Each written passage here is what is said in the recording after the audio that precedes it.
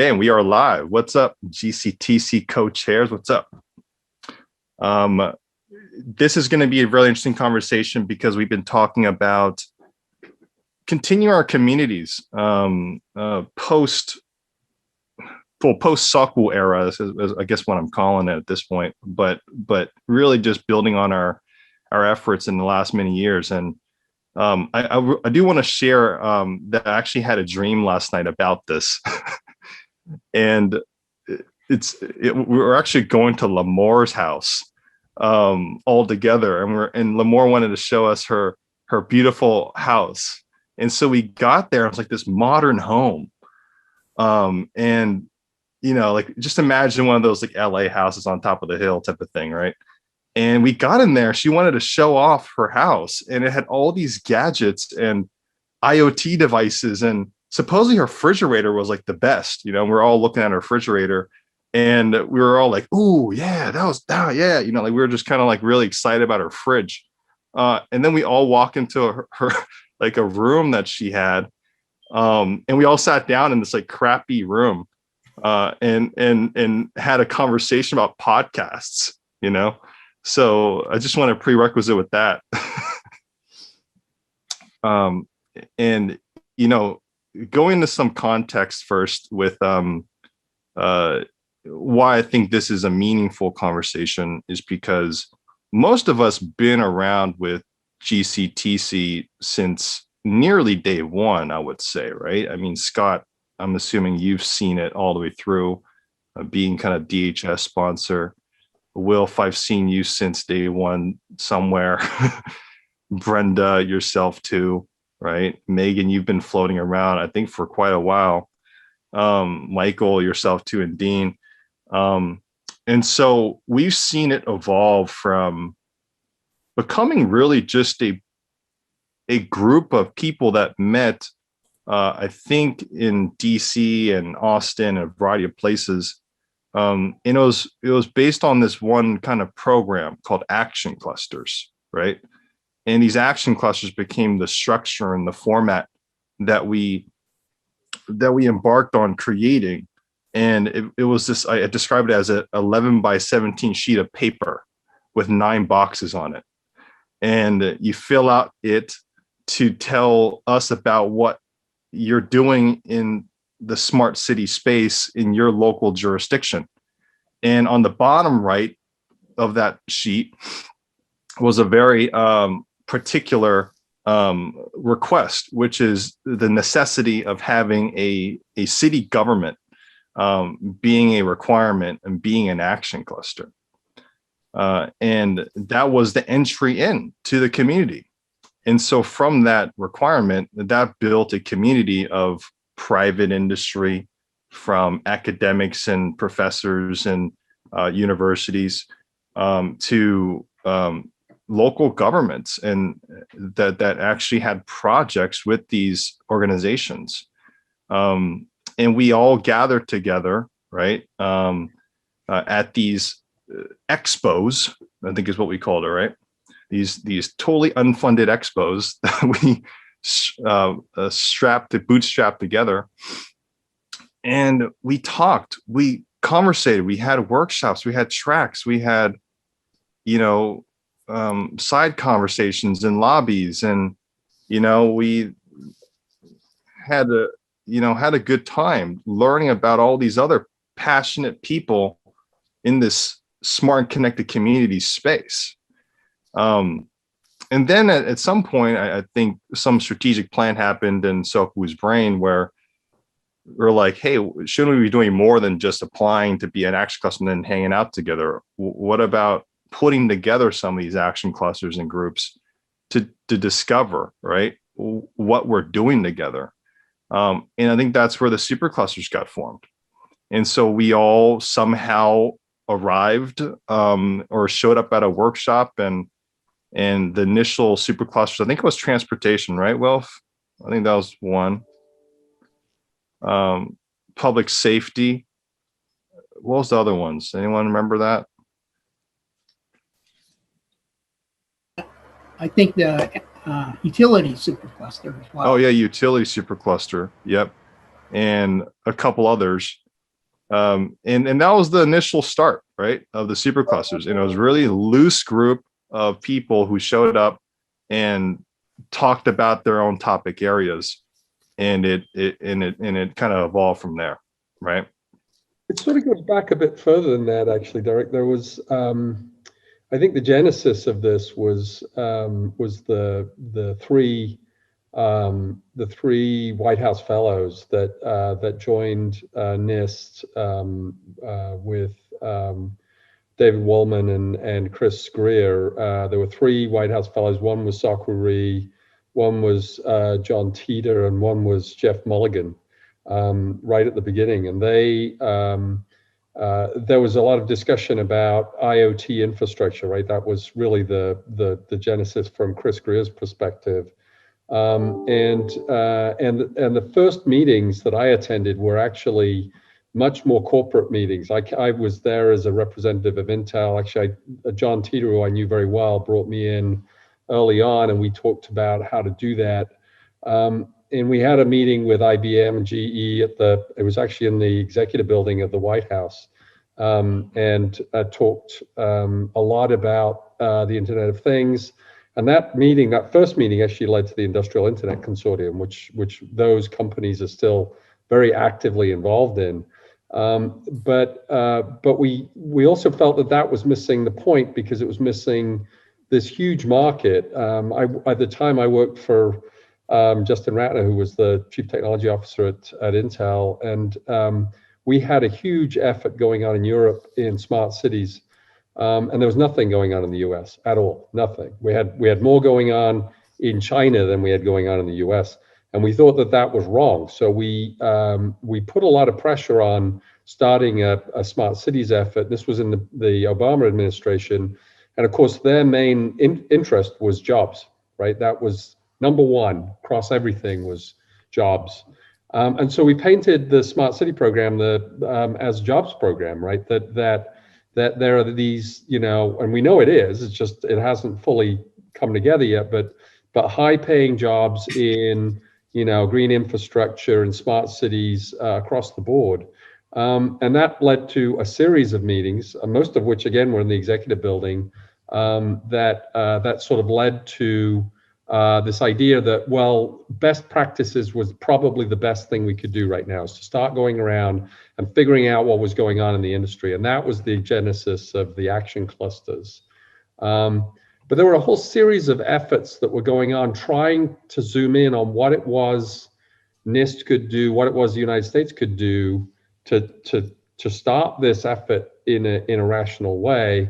The Industrial Internet Consortium did spawn a lot of good work. GE developed Predix, IBM developed Bluemix, Intel developed IoTivity.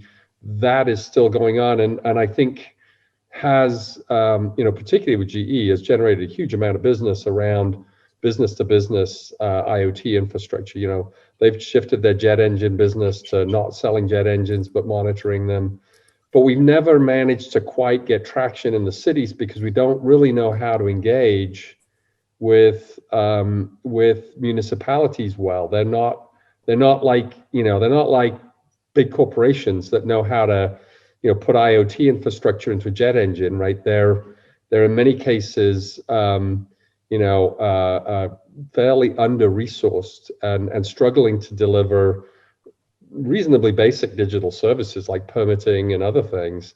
And the idea of adding in IoT has been very difficult. And so there's been a lot of effort from people like Google to try and figure out how to do that. But I think early on, I remember an early discussion with Sakwa talking about the fact that IBM, Intel, GE, Google were all trying to own the transaction. That the idea was that if you had millions of transactions, you could just charge a couple of cents or a cent on every transaction. The problem was they would all have to know all the transactions. And in a smart city, that would completely annihilate privacy. And we had long discussions about how potentially damaging that would be, and how we didn't think the cities would accept it, because you'd have Google cities and IBM cities and GE cities. And I think that's proven to be the case, that the recent Toronto failure. These are indications that that model, however well-meaning those corporations were, was not going to play. And it does feel a little bit like it's been a sort of a wander around. But I think it was very clear intention. I think certainly Chris had it. I think Sakwu had it, to try and find where we could trigger a shift amongst cities to understand how to move things without pretty much giving up the control of data and privacy to these corporations. And I think that's still a challenge. I still have that discussion pretty much every week with folks from Portland, city of Portland, as to how you go about doing things like putting cameras on lampposts so as you can see where parking slots are without invading privacy. I mean, it's such a basic issue. And so I think there's a lot we have done and a lot we can do. But I think it's still ahead of us, right? There's still a wave ahead of us of huge opportunity to bring tailored services to community citizens, but it's got to be done in a way that is for the citizens, right? It's not it's there to sell services, or it's not there to monetize transactions. It's there because people need efficient city services like permitting and driver's licenses and all the things that a city can provide, and water and electricity and transit, and just go on down the list, and how much more efficiently we could deliver those to people with digital infrastructure. But how do we do it in a way that, one, is not brittle, right? It's there and it's substantive, and two, doesn't invade privacy. Doesn't mean that you basically have to give up all of your personality and persona to whatever company is delivering the service. And I will put in one plug here for some of the work that some of the early work around the IES City Framework, which NIST again drove, is not particularly well known across all of GCTC, but we've been engaged early on in driving that. A lot of the work NIST did on privacy and security, and we've worked with them on their security framework.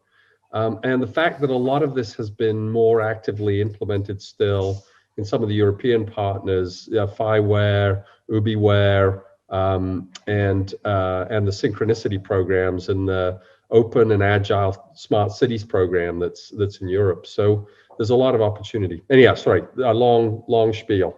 Hey, Wolf, could you go talk about the Department of Transportation Smart City Challenge? You lived through that, so be interesting. Be happy to. It was a really interesting program that was still under the Obama administration, and it was not directly linked. It was indirectly linked. The NIST pushed the White House to move forward on the smart city stuff, and they actually had a program. I could probably dig up the press releases that pushed money, not new money, as Intel used to say. It was not plus up money. It was not new money. It was redirecting existing funds going into Department of Defense through DARPA, DOE, DOT, redirected to ensure that it drove towards this sort of jobs program in infrastructure. And DOT took all of their money and put it into a challenge. And that was pretty innovative for them. And they ran this challenge across all of the United States. I think in the original, I don't remember the original number, but it was in the like 70 or 80 cities were in the original round. And over a couple of cycles, that was brought down to 5. 5 cities proposing to be the showcase for transportation technologies going forward. And we still talk with those 5. Portland was one of them. Columbus was the final winner. I'm not gonna be able to remember exactly who the others were, but I think it was Denver, Austin, San Francisco, and they may have added a couple more if anybody remembers them. anyhow, we put in we all put in these big proposals. I can't remember the exact money, but it was matched, or there was significant money that came in from the Allen Foundation up in Seattle. I'm trying to remember what the name of that nonprofit group is, but it was a pretty substantial amount of money, 40 plus million, maybe even 50 with the money that came in. Went to Columbus. We were told, and maybe they just told us this because it made us feel better, that Portland had the best proposal. In fact, Ron Wyden told us Portland had the best proposal, but they couldn't give it to Portland because Portland is too lefty, and it was an election year, and they needed to give it to a middle America city, and so they gave it to Columbus. I think we might have dodged the bullet in that. We put a lot of work in. We were very disappointed. We've been seen as one of the leaders. And we were disappointed. We had an idea that we would take that 40 and use it for a rotating fund for innovative work within the city, which I think would have been a way to do it. Columbus took that money, and in the end of the day, it was given to their Department of Transportation. And they came to a meeting here in Portland just after I think it was about 6 months after they'd won. And they were moaning, and they were saying, we got this $40 million, which seems like a lot of money, but it got added to our $1.2 billion transit budget. So it just, washed into this huge budget. And now we have this long list of all these things we have to do that we don't have any money for, because it just all went into the budget. So we've done a lot. But anyhow, Dean, I don't know if that answered your question. I think it's an interesting, there's so many details of what's being formulated in the smart city space, like what you're talking about. And people don't know enough about these details to know how they position in advancing the conversation. And so, again, going into the conversation about podcasting and discussions, recording this information and be able to share that information, I think will help advance the virtual community aspect. Scott had some ideas to share as well. Yeah, I wanted to sort of pull the thread a little bit, Wilf, on yours, and I think it applies to all of us. I find myself thinking about the time frame of 2 to 3 years before something, and then you gather this community of effort in some particular location, and you do some smart city planning and work. And then what do things look like 2, 3, 5 years later? Does it die off? Does it sustain? And Wilf, what is your sense about what happened to the Portland ideas and energy when you didn't get the money, but what happened afterwards? And I think all of us have to ask the question across our superclusters and areas, what happens after that first year or two of effort? And what characterizes something that sustains and even grows versus the things that typically die off, unfortunately? Wilf, why don't you start with that, and others feel free to bring up to this. So on that particular one, Scott, we did actually okay, right? So the money went away. There was a huge negative to that from our perspective. Our Portland Bureau of Transportation put the proposal in. It was Lynn. No, it wasn't Lynn. I'm trying to remember her name. Maurice Henderson was the main worker on it. He was deputy director of, and I mentioned that name because it'll come up in a second. We lost that. TriMet was one of the major. TriMet is our transit authority. Was one of the major technical proposers in that, and they actually a year later won 2 more grants from DOT, which allowed us to do some of the core pieces. We built a sandbox for multimodal transit, and we built an application which is now just went live, I think in beta still, about 3 months ago, which is a true multimodal transit tool, which is hard to do, right? I mean, it means getting data from a lot of different providers, and so it's actually pretty impressive. So it didn't die entirely, but I mentioned Maurice for a very specific reason.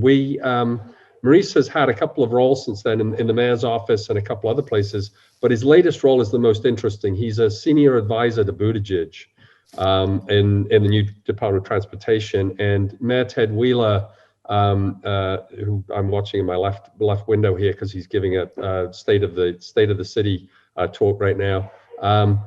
went on a best practices trip with Buttigieg, and they talked a lot about transit. And of course, Portland is quite well known for being a little way out there on transit. And so there's a lot of discussion going on, and I'm hoping that will reinvigorate a lot of the ideas that came up. So I'd say, maybe, Scott, to answer your question, 25% of what we had in that has in fact got traction, particularly on the digital side through TriMet and those other grants. And I would really hope that as we get things going, we can reinvigorate some of that, though most of the people involved are in other roles at this point. But I'd love to see it happen. To that point, and it was interesting because I did write down transit real-time applications as being one of the sticky, kind of applications that come out of this and have maintained. What are the characteristics of that make it a sustainable application and that take it beyond the boundaries of GCTC and the organization to a larger adoption and the potential for longer term viability? I mean, and sort of how do we distill that and apply that to other kinds of projects if we can? My answer would be that there's a paragraph at the beginning of the IES City Framework, if you go to that webpage. And I think it's aspirational. I don't think we've quite done it yet, but the ones that have tracked have done that. The issue of portability, interoperability, and if it ends up being useful for one person in one place at one time, it's almost inevitably will die. Right? If it's generally applicable, if I can take like GTFS, if I can take GTFS and roll it out, across the United States or across the world, which by the way, GTFS did in fact originate with TriMet. If it can, it'll get adoption. It gets, everything depends on it, right? There are hundreds of applications out there in tens of thousands of cities that depend on GTFS and the availability of GTFS in every city.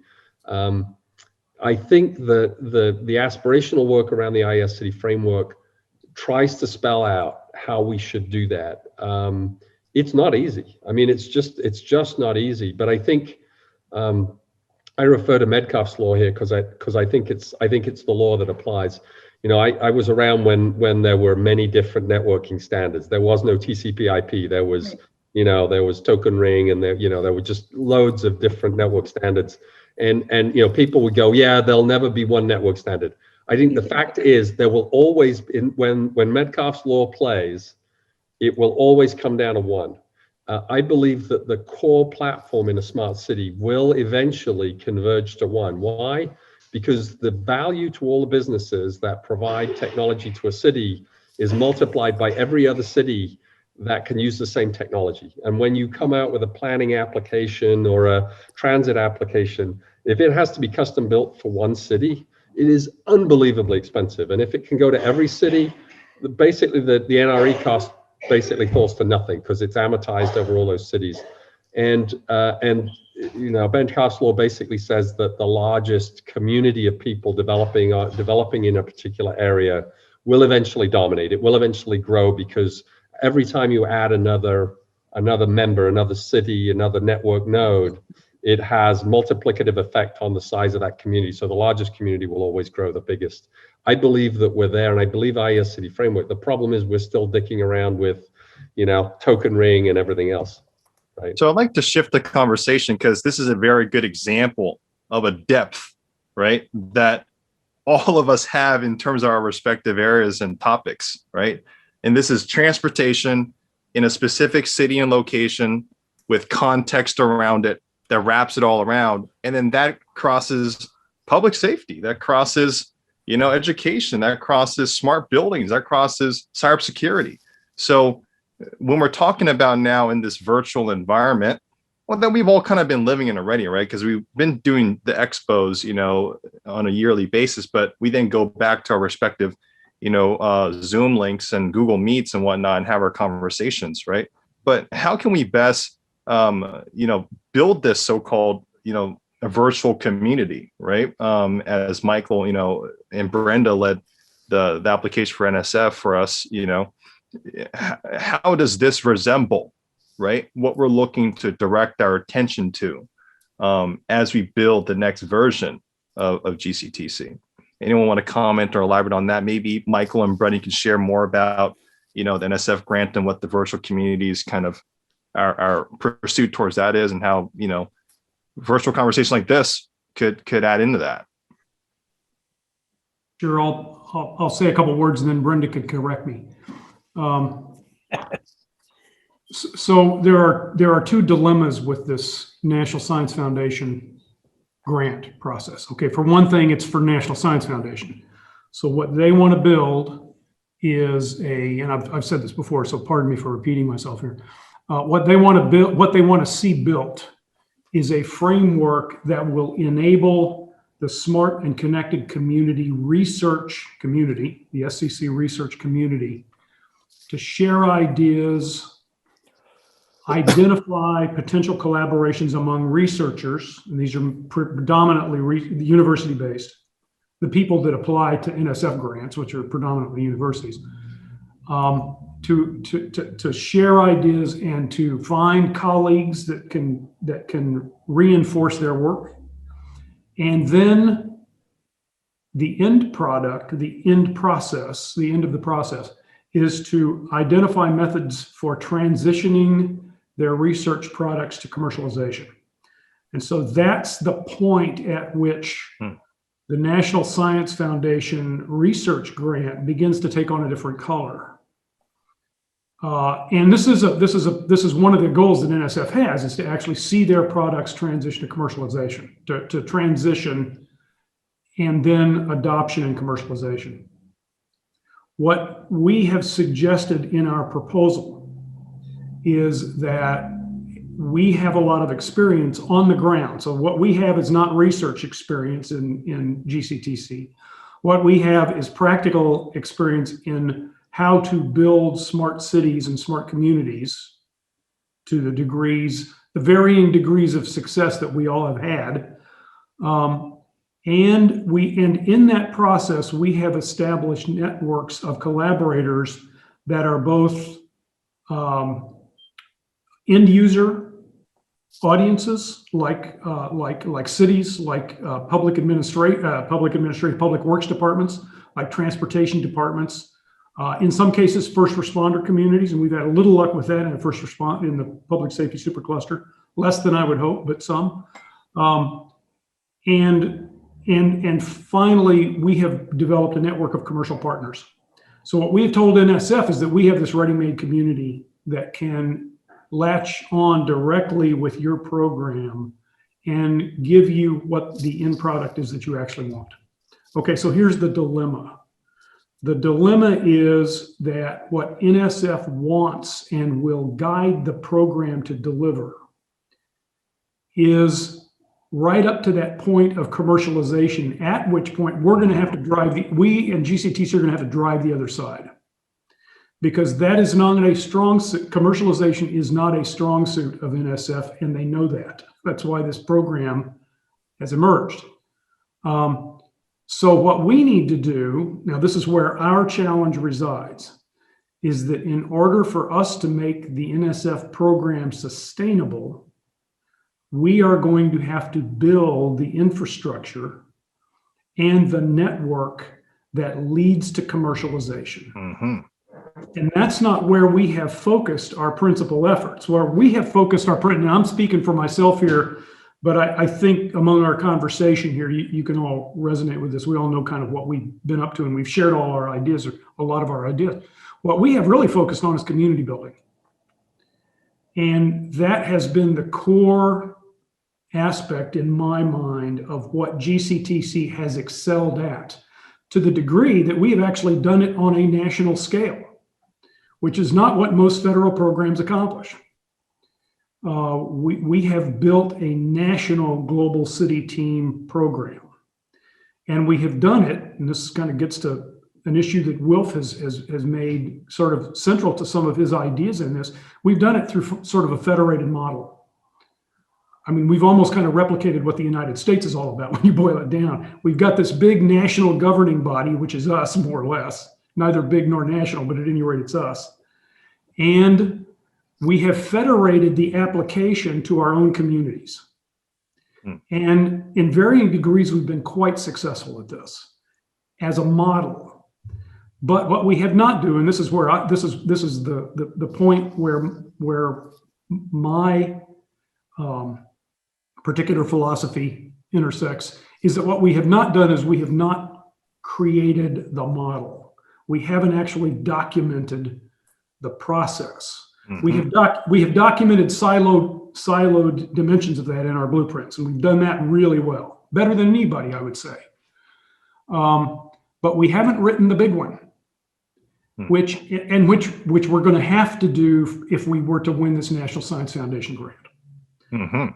So in the long run, if this were successful, we would actually build in this National Science Foundation research project the unified field theory for smart cities. We're gonna have to if we're gonna be successful, and that's a big challenge. So I'm just sort of throwing that out there as the big challenge that we're gonna have to get to eventually. So Brenda, please correct me. Michael, I'll never correct you because what you say has wisdom. I think picking up on that point of the process and codifying and articulating a process, as I think about, Michael is interested in what I think about as sort of the latter stages of a process of commercialization and marketability, and Wilf was talking about interoperability and multi-city demonstrations and applications. And, I think that's one end of the process.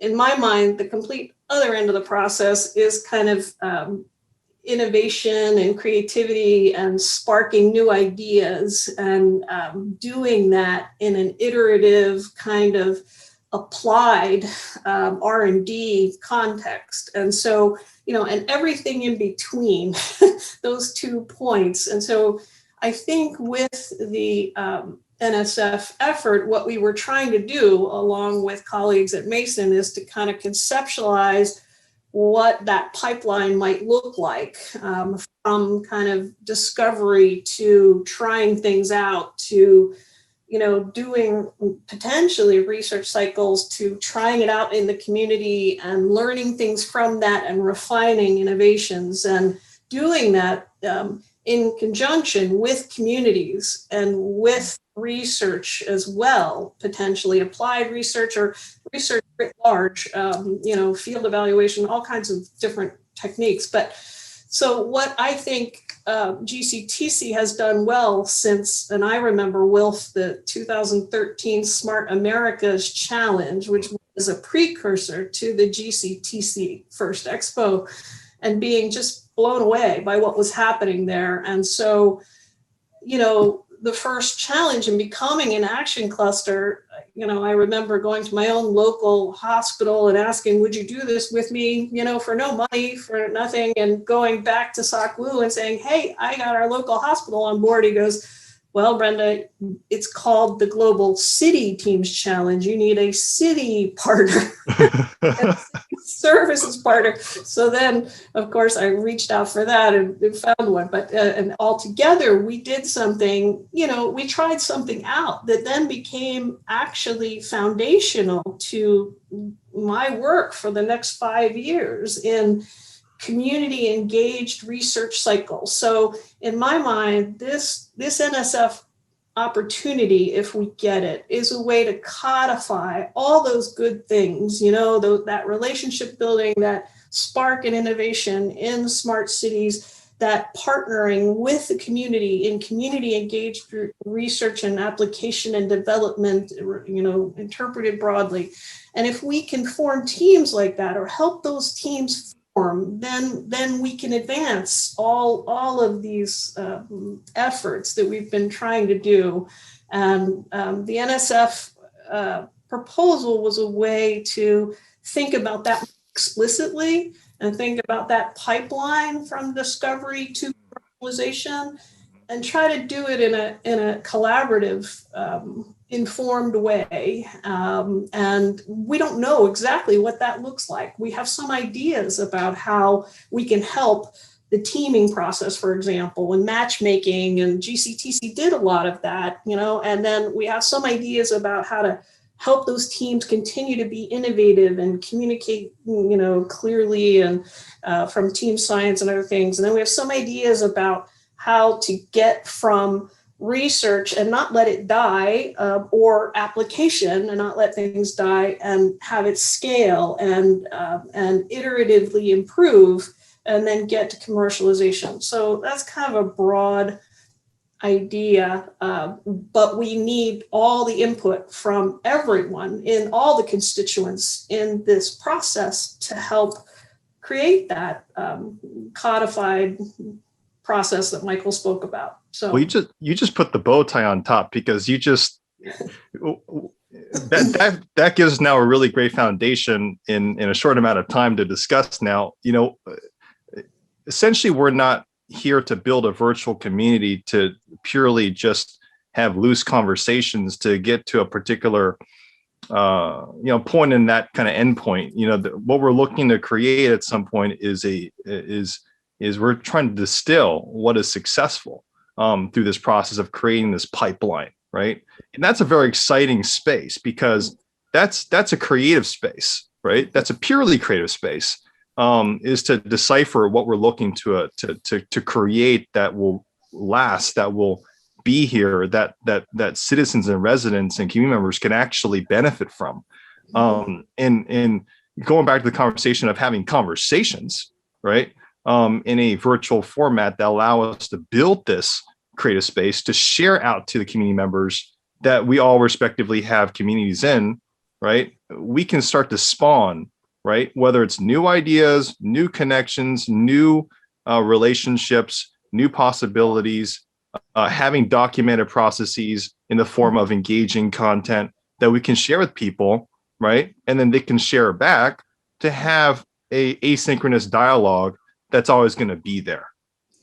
Exactly, Derek. And my hope is that we learn through all of that activity, online and offline as well, that this, from an individual learning perspective, from a community learning advancement perspective, from an organizational learning perspective, that we try things out. Some things work, some things don't, but this will be a space where we're documenting that and codifying that, and maybe sparking new ideas from failure. And who knows, and new, as you put it, new connections. And so if we can track some of that potentially with, of course, opting in and all types of, thought behind all of the issues related to that, it would be very interesting to see, sort of looking back, what evolves and tracking that evolution in some way, as an organizational learning aspect, individual learning aspect, team learning aspects.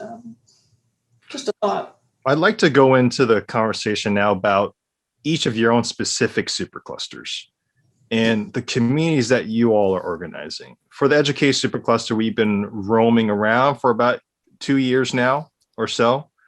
Before I did work in the Utility Supercluster, and we roamed around with a really awesome group over there, right? And so all of you have had weekly, monthly, quarterly, community conversations with your own constituents, who are thought leaders in their own respective spaces, and are having these enclosed conversations in these meetings, but it's not out there. And I want to listen to them. I know that Alex has, a little meeting before this. I know that Scott and Lan has their CPAC conversation before our Fridays, right? So for your own respective superclusters, think about your community and the conversations that you do have, and what value do you see in documenting some of that, and be able to share that in a constructed, structured way that we can all collectively contribute to then share as an entirety, right, to people within our communities. Anyone want to kick off that conversation with your own respective superclusters and the value there? I can. Sure. Alex, go for it.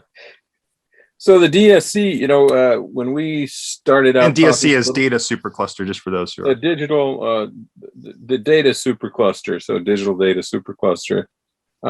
We immediately recognized as utilities do, and other folks that are part of the smart city fabric, the value of data. Typically, the value of data is driven by its benefits to citizens, benefits to leadership, and so forth. We're just now getting into this new age where personal data, whether that's through social media, through healthcare, through a number of different data collection and instrumentation processes, that data is worth a lot.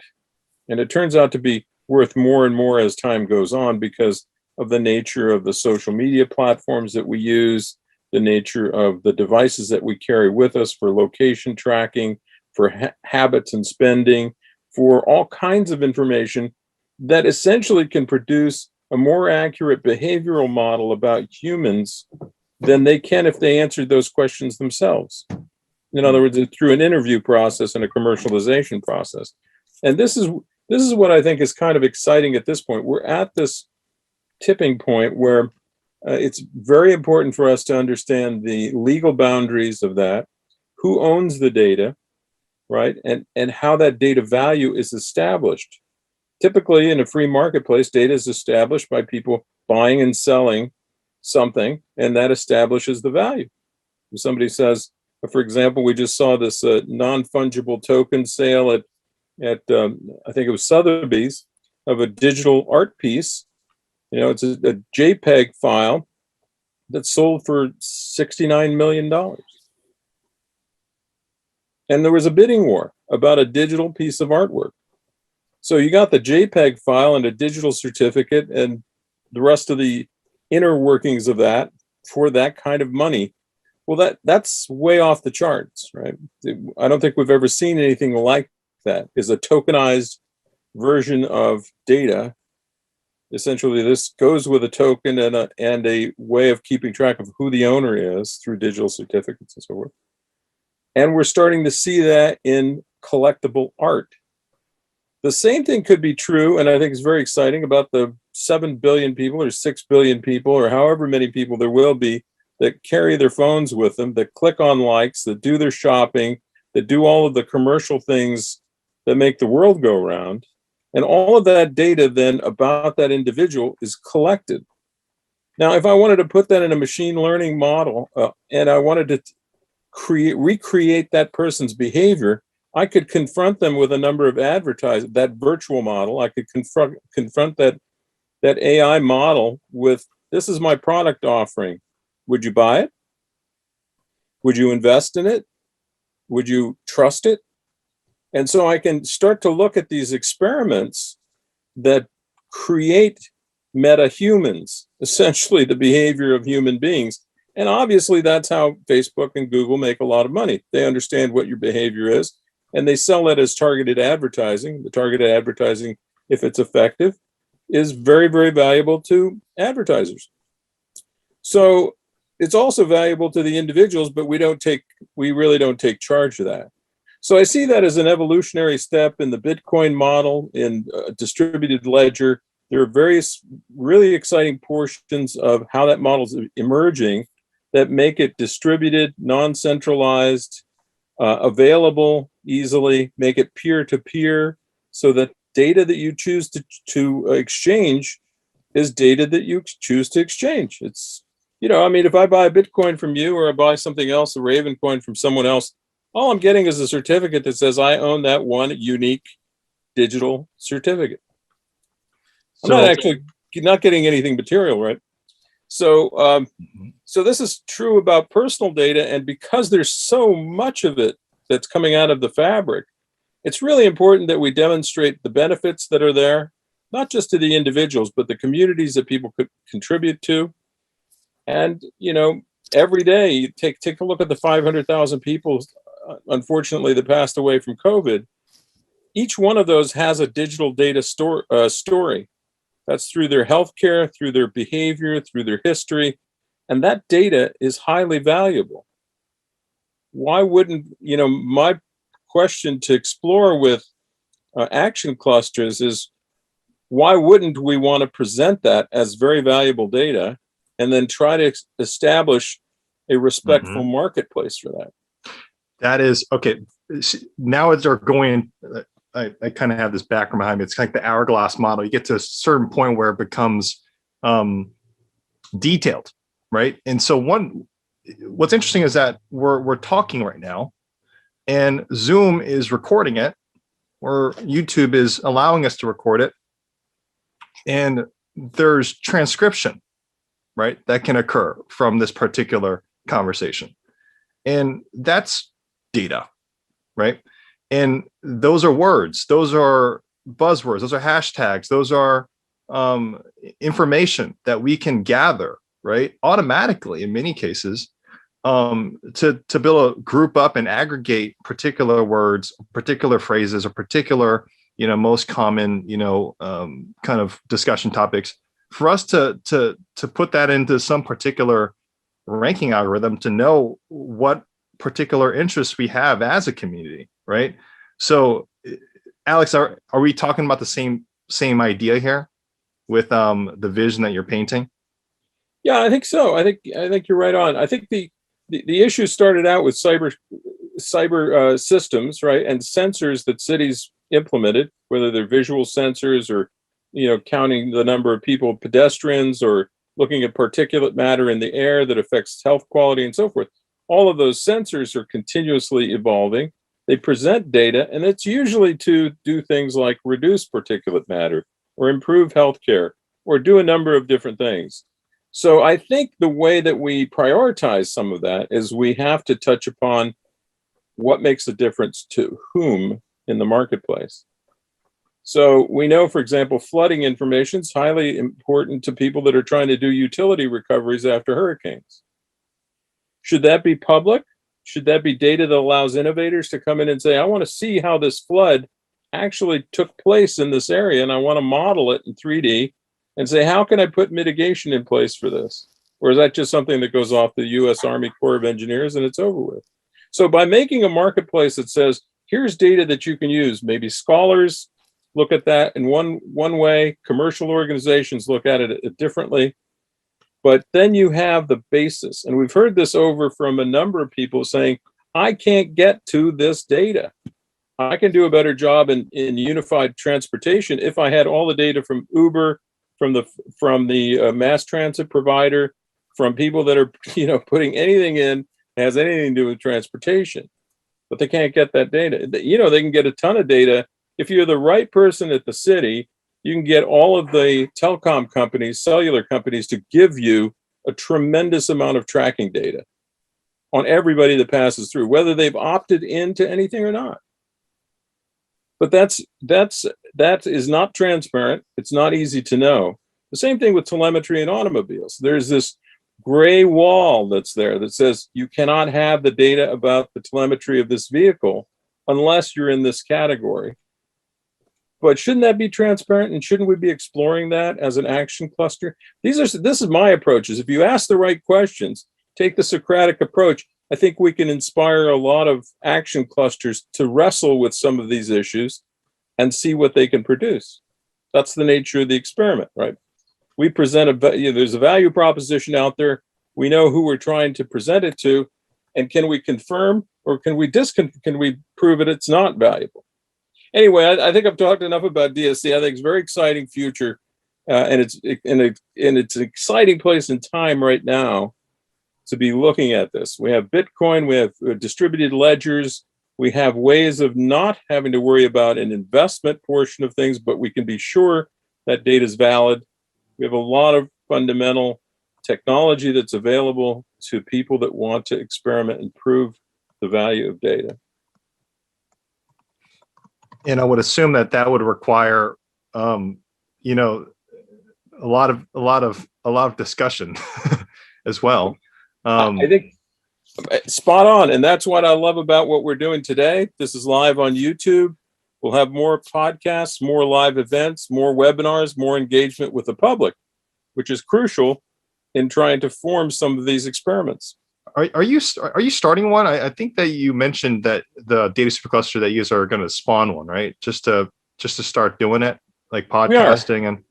We have a reference coin that is a distributed ledger that has a namespace component to it. The namespace component allows anyone that you delegate that hierarchy point, that point in the hierarchy, that point in the tree, to create as many elements, digital certificates, as they want to. It's very lightweight. You can exchange digital certificates. It's not a place to just, it's not a place where you want to invest money. It's a place where you want to experiment with a distributed ledger, an immutable distributed ledger with specific namespace. We've put in GCTC DSC as part of that namespace, and we can create additional top-level namespace elements. And then we have a reference there. Yeah. So, guys, we're at 1 o'clock right now. Why don't I think we're on to some really great stuff in terms of how we use a podcast and an open conversation format to really pull out some of the key issues that we're grappling with within our own superclusters, and how we can share that across the broader GCTC community and to folks at large.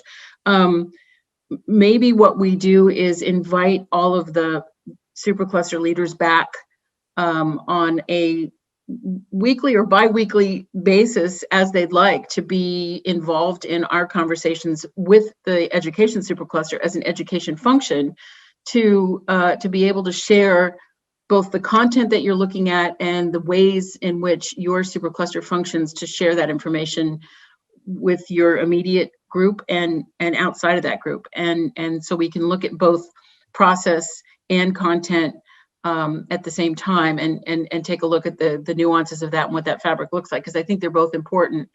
I know we have a lot to talk about here, but I think folks need to perhaps get on to their next meeting. So would those folks from other superclusters be willing to come back and chat with us on a semi-regular basis to share more information? I'd like to see that happen. What I'd love to spawn is, for the public safety supercluster, for the smart building supercluster, for deans, with your work as well. Do you see value in potentially doing this? Because one thing that I would propose, and is maybe what we do is, and Megan as well, and Michael, maybe what we do is we make just to get the ball started for everyone, right? Just as Michael and Brenda has, taken the lead on applying for the NSF grant, right? We can just convert our YouTube channel into a GCTC YouTube channel, right? And then have everyone who wants to have a conversation and post it onto a GCTC YouTube. If we just hop on Zoom and go to the bottom right and click on live on YouTube, we'll give you the password to the account, and user can go have fun, right? And then we're all building content together, right? So, my curiosity is whether that would be beneficial, right, for your respective superclusters, and would that be effective in your way to get started?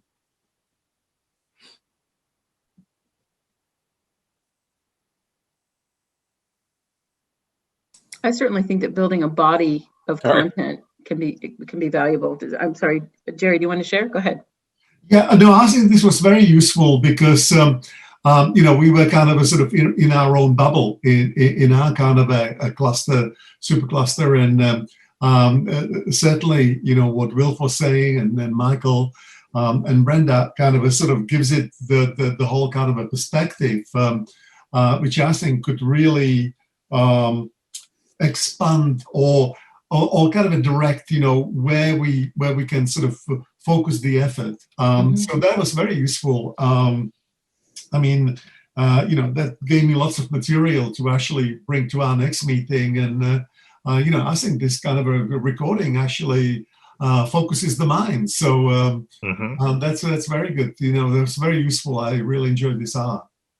Great. I think the gestalt of this will, the lessons from the gestalt of this will emerge over time. So I'm excited that we're willing to do this in a Derek, just if I could just add a comment.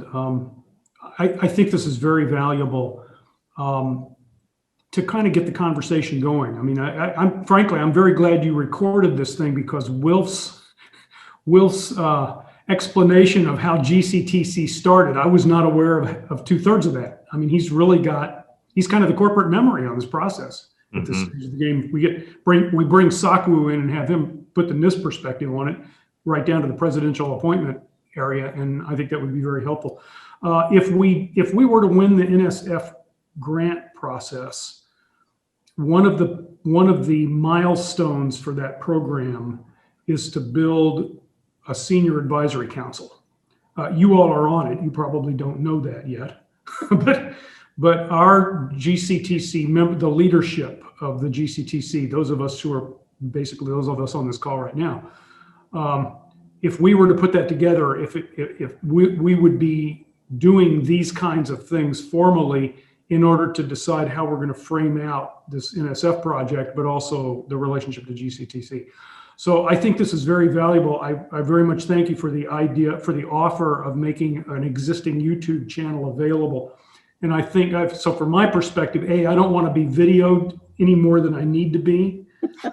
So there's a question of, are you ready for prime time to have this conversation? That's one fact. But you get good at that by practicing at it. And by the time we get to, again, if we were to win this grant, or if we don't and we get funding separately, that's a whole separate topic of conversation. We would need to have a forum to do exactly this because it's part of the project. Mm-hmm. So I think this is a very good starting point for this, and I appreciate your willingness to make this resource available. I think all of us are building individual resources that when we collectively pool them, we're going to find we have a really robust program, even more robust than we probably realize right now. So, Derek, thank you for pulling this together from my perspective.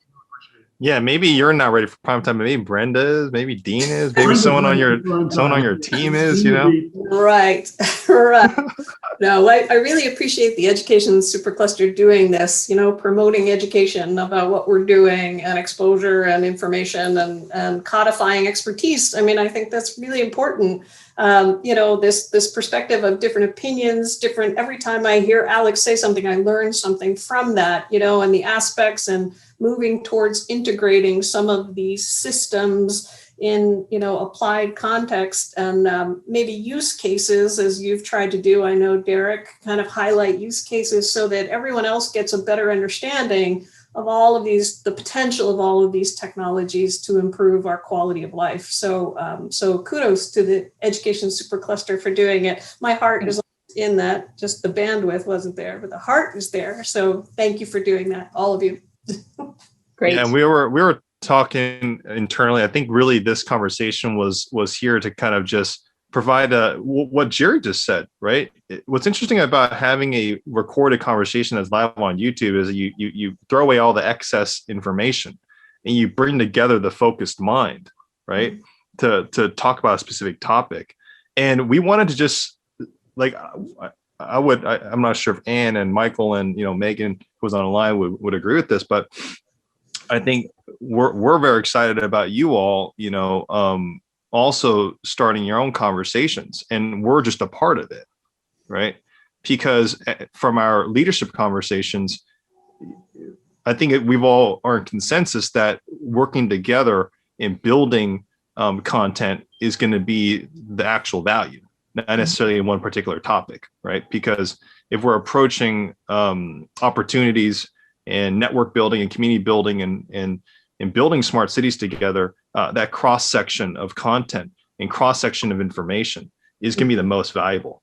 Well, and I think one of the most important pieces of this is the passion. I mean, I think we all do this because we really want to. Nobody's forcing us to do it. And I think that's what makes this really powerful, is we come together on a regular basis and give time to doing this because we're passionate about it. And I think that's what creates momentum. And that's what that ultimately is, the stickiness and the sustainability, is that we care about this stuff. And that's a beautiful thing. So the fact that we can come together to share that stuff is very powerful. It's very powerful. I was just kind of, while you were talking, we're thinking about a couple of things which might be worthwhile looking at. One group of people I'm really following is the Smart Amsterdam, and the Smart Amsterdam created this platform where the different levels can participate in. So it can be the students or the people who have a projects. It can be the researchers, could be a corporation. So there are these different levels, and they keep this conversation going, which I find very, very interesting. The other kind of a group which would be worthwhile bringing in is this kind of a prop tech industry. There is so much in the prop tech, which could help us with some of the commercialization. And if we can bring those people in, and there's a prop tech in real estate, which could bring lots of the smart cities things. So I think there are sort of communities which we could kind of bring in. I'm personally representing the District 2030, and our objective is really, how do we reduce emissions, climate change, and so on. So, we are trying to create that catalyst between the building owners and the cities and the municipalities in facilitating that transition. But, we have like 23 cities, which we could kind of plug into some of these things we're trying to do as a supercluster. So I think we could probably build this kind of a matrix of other related organization and efforts, which then would feed into what are we doing, and sort of increase this sort of network, which would be quite interesting. So it's not just kind of us, but we're building the network. Absolutely. And I think that's where the beauty is that we all represent individuals in a conversation as opposed to necessarily organizations, right? So I represent, the co-chair of the Education SuperCluster, but I'm also representing Pod City, but also representing myself. So when I bring myself to a Zoom conversation, I'm talking on behalf of me, right? And so we can invite anybody, right, who has knowledge and information to conversations that we can then record and distill and share, right? And I think that's the primary value, is that it's flexible in nature and how we can expand the network. So thank you all for joining the starter pack conversation on podcasting. GCT's podcasting about podcasting. It's kind of a meta conversation, especially with my dream last night. I was hoping to share that with Lamore, so maybe you can communicate. Maybe she'll watch it. She'll watch this. Yeah, I'm sure she will. Yeah. So we can talk about smart buildings. We can talk about public safety. We can talk about transportation. We can talk about cybersecurity and data. I mean, there's so many awesome things we can talk about, and we already have. That's the thing. We already have been having these conversations. We have not been recording it and sharing it, right? I think that's what the missing link is.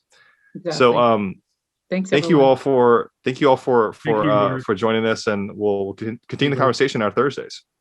Thank you.